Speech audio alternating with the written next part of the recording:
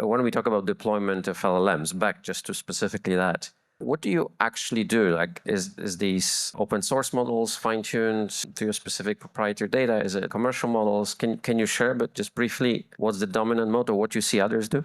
We've done both proprietary modeling and off the shelf. I have made the analogy that an LLM is sort of like a new college graduate. And I think the model coefficients, the training that LLM has, is sort of like the major or the coursework that the LLM has taken. And so for most applications, a decently educated sort of college grad benefits more from improvement in the instructions and examples, which would, in this analogy, be the prompt and the context, rather than sending them back to college to go get another degree. There are exceptions, of course, where you want to fine-tune an LLM for not a generalized purpose, but something more specialized. And we have seen some success in that area. But even in that case, I don't see massive value to be gained from starting from scratch. With a lot of the AI efforts we have in-house, we have started with Llama 3.8.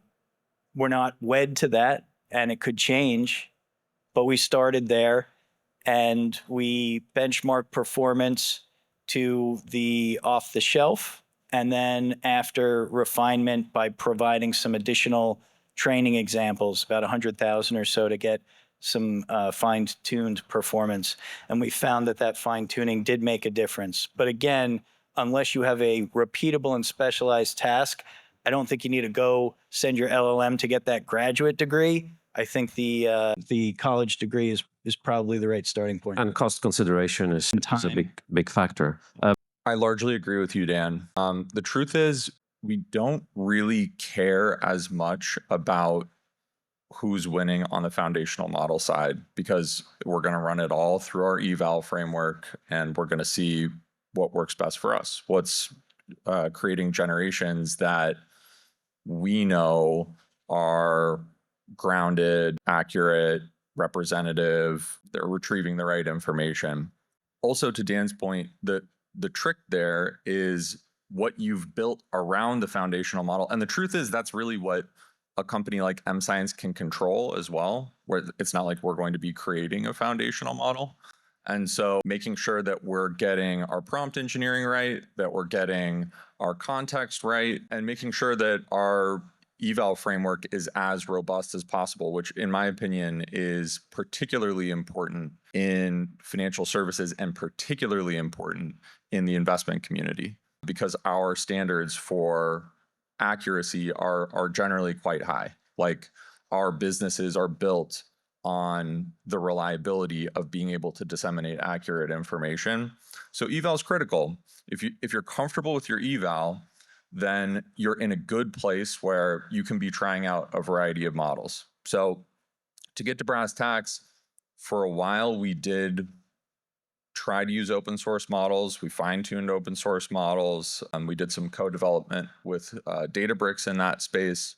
Ultimately, commercial models perform the best for us in our evaluation framework. So currently we're primarily using commercial models. I thought there was one other point you made earlier that's worth repeating, which is the knowledge graph.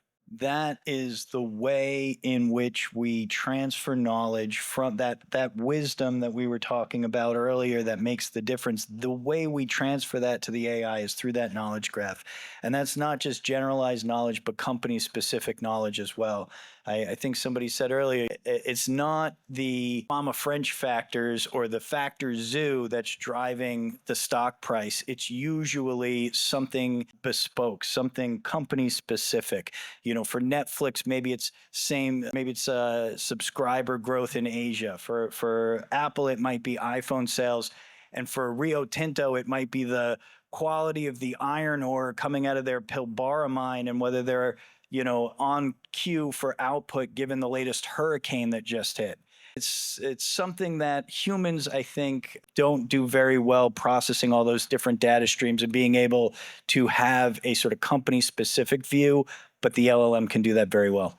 And the reason I was bringing up those details is because that's Outpost is the area where potential edge might be in this sort of proprietary integration methods with proprietary data, with custom evaluation framework, where you can really differentiate.